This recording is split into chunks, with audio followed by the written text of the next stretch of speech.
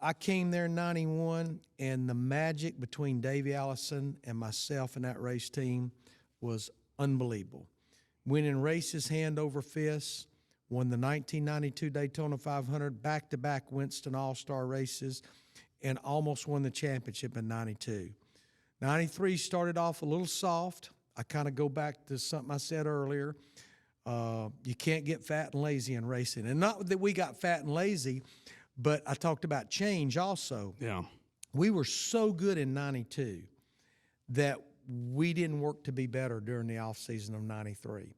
And even though we won, I think it was the second or third race of the year at Richmond, which was Davey's last win, we were not where we needed to be. It wasn't that we got worse.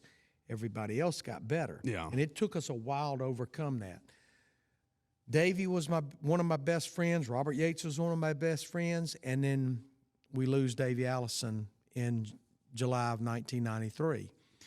Devastated. Mm-hmm. Wasn't even sure if I wanted to keep moving on. But you know what? I knew Davey Allison, who's your godfather, he would have been madder than a hornet had we not just kept moving on.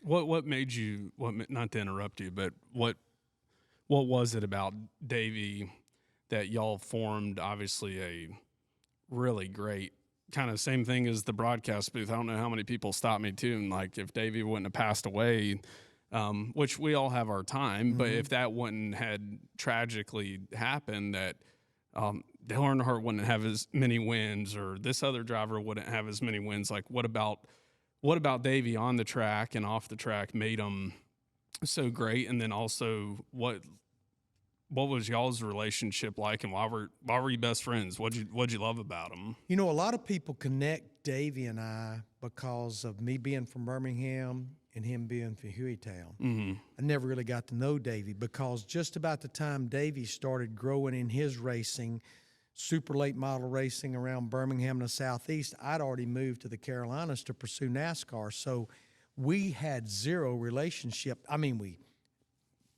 in passing, would say hello, but there was no relationship there.